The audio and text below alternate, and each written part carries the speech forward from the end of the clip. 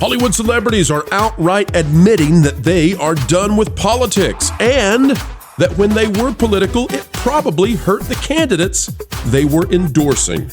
What in the world is going on?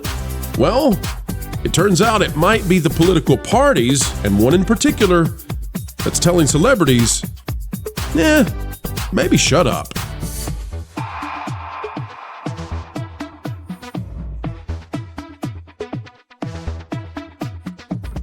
Hello, ladies and gentlemen, and welcome to, another fun conversation on the way today, and it is very frosty in many places in the United States. John Trent is bundled up, but he is ready to get up for a fantastic dialogue. John, how are you?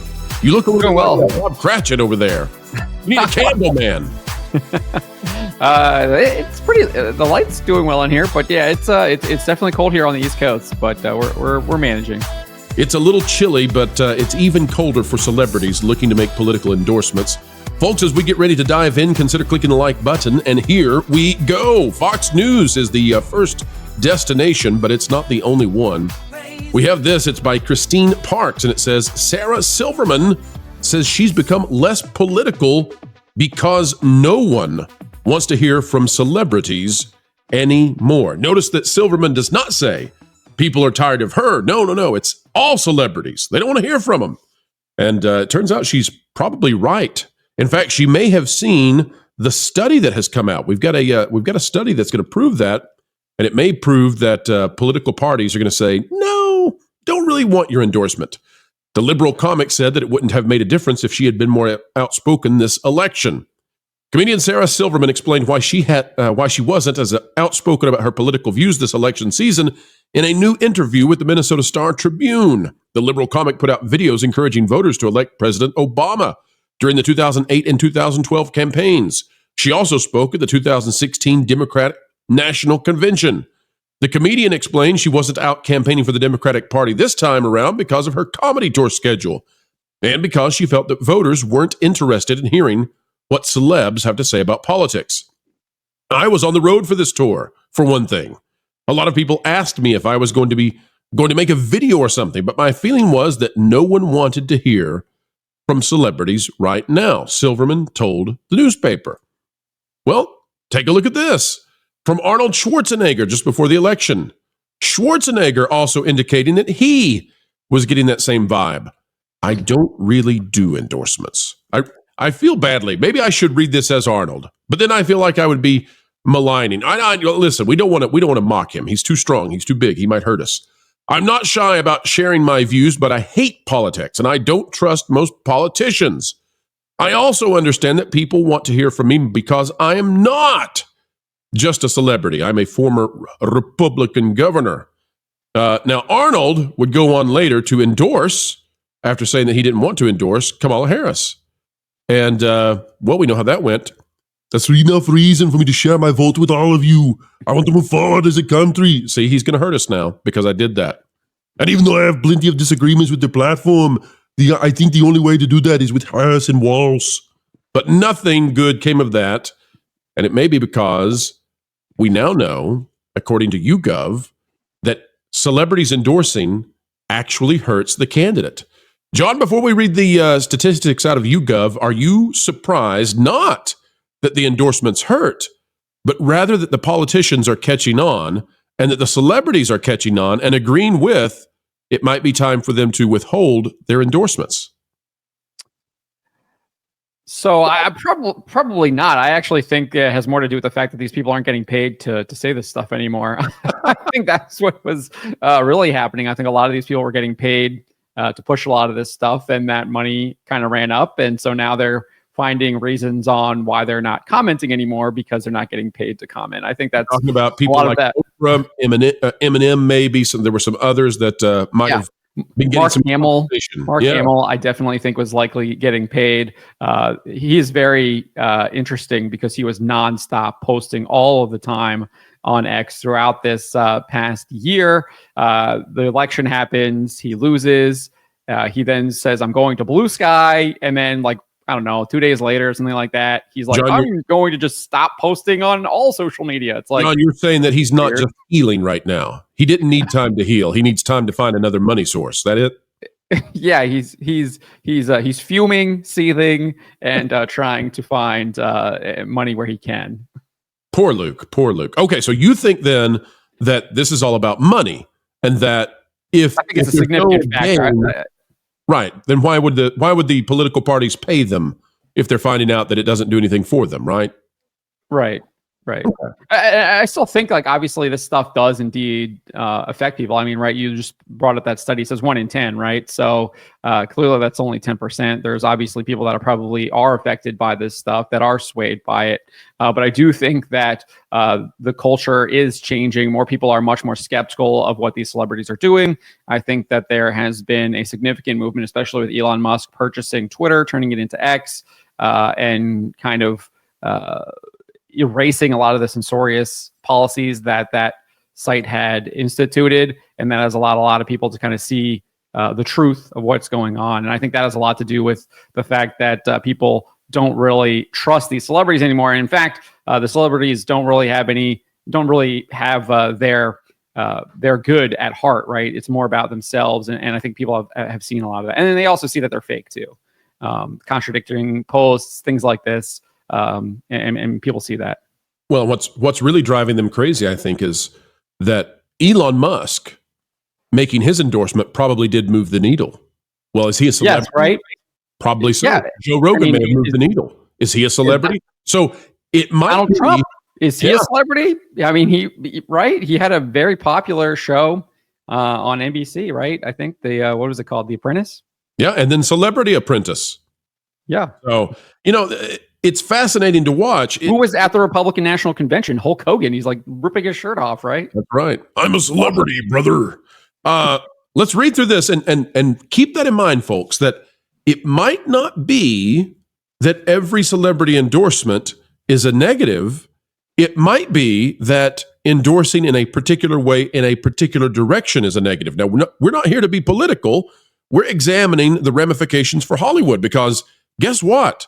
For some of these celebrities, they were making serious bank, we believe, off of these endorsements and off of the constant shilling for a political party. So this really does have some impact on the entertainment business, emphasis on the business.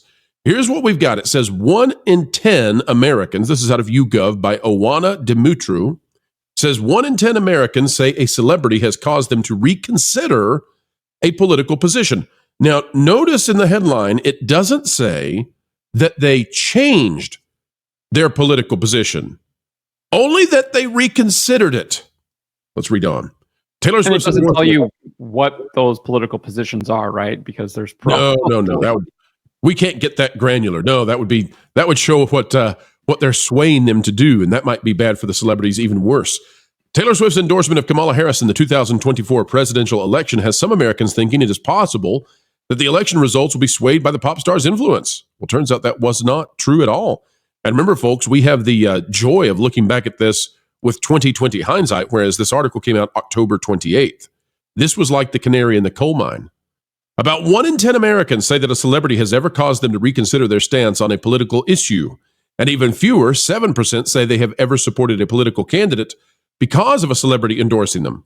When celebrities engage in political discussions, the most likely outcome is a negative perception of the celebrity. 51% say a celebrity's political position has led them to think less of a celebrity. Now, the other thing that is interesting about these statistics is one might rightfully probably conclude that if only 1 in 10 have ever reconsidered a political issue, and less than that have ever changed their support for a candidate, but the majority say they get angry when celebrities make an endorsement, there's a statistic that we need that's missing. How many times has a celebrity endorsed and someone voted the opposite way as a result? Well, that's something to think about, and it's something that's not in here, but I wish it was. Beyond the impact that celebrity endorsements have had on them personally, more Americans say celebrity involvement in politics hurts American democracy than say it helps. Democrats and adults under 45 are more likely than independents, Republicans, and older Americans to say that celebrities weighing in on politics is helpful to American democracy. Americans also think that speaking up about politics is largely to the detriment of a celebrity's career. 32% of Americans say that weighing in on politics generally hurts a celebrity's career. Only 10% say it generally helps. That is amazing stuff. And so what we can see here, John, is that came true, essentially. All of these celebrities ran towards the Harris campaign. Now they're done, and they want to be done with politics. They don't want to touch politics. And frankly, John, I think that they're beginning to realize that hating on Trump is dumping on their career for the next at least 2 or 3 years, and they want to get away from it. I think they should. I don't think it's good for them. What do you say? Yeah, I think a lot of it depends, right? Because we've seen that a lot of these corporations, these companies, the Walt Disney Company specifically, probably one of the most influential entertainment companies in the United States, in the world, they are clearly behind a lot of the Democratic politics, right? So obviously, if you are in favor of those politics, it probably does indeed help your career still to do that. I mean, just look at Rachel Zegler, right? As much as she's kind of had to apologize or issue whatever that statement was that she did after her like sickening, disgusting comments about Snow White, she's still getting work, right? I mean, she's been making those comments for a number of years now, and her career seems to keep going up and up and up, despite the box office going down, down, down. So I still think that if you have the right politics, you have the right ideology, you work with the quote unquote right companies, you're still going to be pretty safe in your career. I mean, we can look at what Zachary Levi's been saying. We can look at what Clifton Duncan's been saying. Clearly, there is massive ideological and political bias that takes place in Hollywood. And if you speak against kind of the left-wing ideology that controls a lot of these companies, then your career is actually going to be in dire straits, unless you're someone big, like say Mel Gibson or something like that, right? Clint Eastwood. So there are obviously those exceptions, but generally that's where it looks like you actually hurt, is when you actually speak up against it. So I'm not sure if that has all changed. It just seems like it might be going more underground now, or less talked about. But I mean, clearly all these power players are still in place. Bob Iger is still in charge of the Walt Disney Company. Kathleen Kennedy is still in charge of Lucasfilm. They're not really, we haven't seen a changing in the guard there, or even a change in direction of those companies significantly to indicate that they are switching directions on any of that stuff. Right. And so I don't think that they're going to, because these are true believers, they're not going to change, but they won't be so overt with it. And to be honest, it's like a breath of fresh air, because whether or not they intrinsically change any of their positions, I find it tedious to imagine that we're going to go back through, 2016, 2017, and 18, when TDS ran amok and it was nonstop. And like, I can't do it again. I don't want to do it again, where Hollywood just won't shut up and they live in this fictional world. So hopefully that's what they're taking away from this, is maybe it's time to exist in reality for a while, and you can be hyper partisan in an election cycle, but let that part go that we suffered through for, 3 or 4 years in the last Trump presidency. So I don't think that's happening. I actually think I think we're seeing it happen all over again, especially in the video game industry. Maybe it's not celebrities, but I mean, you look at all of these developers and stuff have been covering this extensively.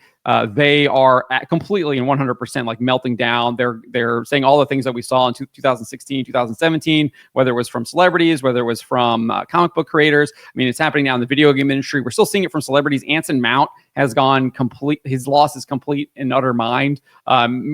Multiple meltdowns, almost like every single week.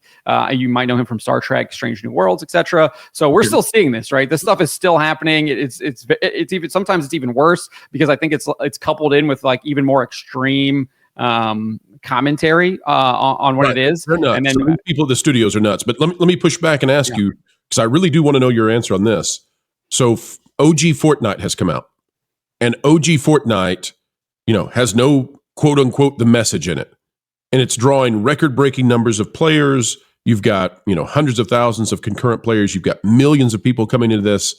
That seems to me to be a sign of repudiation from the gamers, that they also want to just play a game. They don't want to be inundated with DEI, ESG, woke messaging nonstop that takes over the narrative and forces you to, like we've watched as Concord and Dustborn and Star Wars Outlaws, all of these massive failures. We've watched studios collapse. And then Fortnite OG comes out and, is celebrated. Nintendo has never done this woke stuff. They're winning. So I'm hopeful, and I wonder what you think Paper about Mario game had some stuff in it. Okay, so some exceptions, but I guess my question to you is the market so strong that perhaps beyond just celebrities, but into gaming, perhaps there will be a corrective measure that happens, even if the blue-haired, shrapnel-faced, psychos continue to try to push their thoughts into the games. Maybe the studios will say, we can't exist if we do that. Yeah, so I think there's obviously tons of factors that go into this, right? Because I do think that there are geopolitical things at play too. And I think the biggest example you brought up, Concord, is we just have the release of Marvel Rivals, right? That's obviously the Marvel brand. We've seen how that has descended into the comics. They're still pushing all the woke agenda in the comics. They just released something called NYX, and it's just a complete and total allegory for pride, parades and all this kind of stuff, and how they're oppressed and all this stuff. And that's literally just published this I think it was last month, November. They're still it's ongoing. So they're still publishing that in the comics. We've seen it bleed over into the movies, the television show Agatha All Along, etc. But this Marvel Rivals game just came out, and it's absolutely crazy numbers, almost 500,000 all-time peak already. But that was just yesterday when it came out.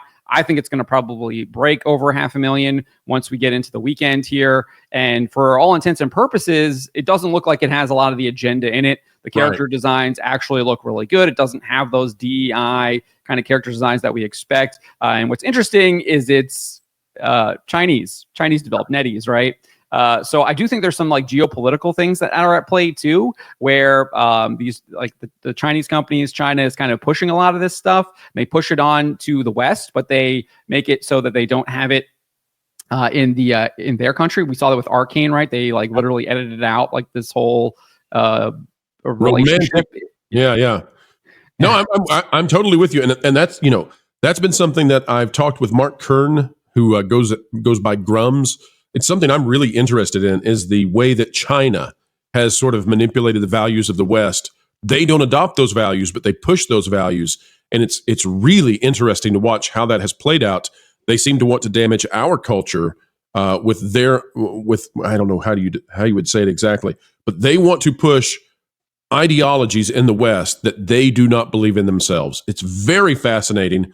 And folks, the question is going to be, have people become so savvy and so adept now that they can recognize when celebrities are doing things that maybe even the celebrities don't believe in? Because we've seen that celebrities were often being paid for those endorsements. Maybe the lack of authenticity in these ideologies, maybe people are really catching on. One thing that I hope is catching on, though, John, are people finding you at Fandom Pulse. So you have left that Park Place as the editor-in-chief, and that's because you're pursuing a Substack strategy that is really fascinating. I know you wanted to give a last word there, but as part of that, tell the folks out there where they can find you and what it is that you've been up to in a post that Park Place career. Yeah, so I just wanted to go back to that YouGov survey that you brought up that you had there. It did say that Democrats were more likely to be influenced by celebrity endorsements. I thought that was kind of really interesting. I think it was the chart right above this one, the graph there. Oh, that's Democrats are far more likely than Republicans and independents to say celebrities weighing in on politics helps American democracy, which one would also kind of assume that they are more appreciative and potentially more swayed by them. So I do think that is something interesting to kind of look at, because again, we're pointing out how there were celebrity endorsements with the Republicans. You had Hulk Hogan, Sylvester Stallone has been there. Obviously, you talked about Elon Musk. Obviously, I would consider him 100% a celebrity. Obviously, he's not a movie star celebrity, but he's a tech billionaire celebrity, right? Right. And then on the other side, right, you had Mark Cuban. I would say he's a celebrity too, even though he's obviously similar to Donald Trump because he was on Shark Tank, but he's also I don't know, what would you call him? Towards the end, we had also heard that the Harris campaign had basically asked him to stop. Please, please, you're so bad at this, please stop. And that's really saying something coming from the Harris campaign. Right. So I think that's something that's interesting to maybe like delve into. And I'm not sure we're really going to get it with like a lot of these surveys and stuff, because when you dig into a lot of these surveys, they're very small sample size. And we're talking about what, I don't know, over 300 million people live in the United States. It's hard to really get in on this. And I think people are very cautious around surveys too. I don't think they like to say what they really believe now, because I think these surveys are, for the most part, used to manipulate people. They're not actually used to scientifically, what's the word I'm looking for? Actually like provide like data. They're more used to like, this is what we want you to think. And so they kind of like, they're not necessarily reflections of reality. They're ways to mold the narrative. Correct. Yeah, there you go. That puts it really well. But yeah, so I think those are things to also like take into mind when we're talking about a lot of this stuff. But as far as Fandom Pulse, yeah, so I've teamed up with John De La Rose over there on Fandom Pulse. We are using Substack, which is a really interesting built-in ecosystem over there. You can just head on over, get an email. We send out an email every day about all the articles that we're covering. We're covering tons of different things over there. We got comics, video games, Hollywood entertainment, celebrities, like I said, Anson Mount, Mark Hamill, etc. We cover a lot of that stuff. Still doing a lot of my video game coverage over there. And we're getting lots of different kinds of exclusives and things like that. So really, really fun stuff that we're doing over there. And we're seeing lots of success with that model as well. And it allows us to kind of be a little bit more secure because we're totally and 100% reader funded over there. We're not having to kind of be at the behest of someone else that can always kind of be leaning over and doing things like that, which you obviously are very well aware of here operating on YouTube. That's right. Yeah, and it's very interesting to watch you be freed from the constraints that happen with advertising partners and with Google and YouTube and all of that. And so I highly recommend people go over there and check out Fandom Pulse and see what John Trent is up to. I think you're really going to enjoy it. Folks, we're going to be continuing to cover the changes that we're watching in Hollywood. They might not be intrinsic. They may be part of their PR adjustments, but they're worth paying attention to because it may reflect what Main Street, not Wall Street, is telling the movie business. All right, folks, we ask that you click that like button, share, subscribe, click it and stick it to the algorithms. It is the notification bell. Drop a comment down below. Let us know your thoughts. And yes, we will be reaching out to Mark over at Rasmussen to see if we can get a follow-up on this soon, because Rasmussen was wonderfully accurate in the last election, and it would be great to see how people view celebrity endorsements and political activity now post-election. We'll follow up. Folks, until the next time, keep learning, keep growing, and as ever, keep having fun. You know you're not allowed in the kitchen, and it smells like burning dog hair. What are you doing in here? Well, I got a DM from Slade Wilson on how to roast Jonas. I mean, I didn't bother reading it, because I already have the perfect plan. Wait a minute. So you're challenging Slade? Well, not really. It's more like what Caffeine Kennedy and Kevin Feige do to Disney. A tag team of destruction. Plus, we're also making sure that everyone knows to subscribe to WDW Pro this Christmas. Well, I appreciate you helping Pro, but doing one good thing does not make up for both of you doing a bad thing. Pro's making sure everyone gets accurate information and stays ahead of the culture curve, but, oh man, what is that smell? You're not really... Oh, yeah, no, I'm literally roasting Jonas in the oven. I mean, it was kind of confusing where we were going with that line of questioning in the first place. Roasting someone's a figure of speech. You don't actually cook them. Somebody. Oh my, hang on, Jonas.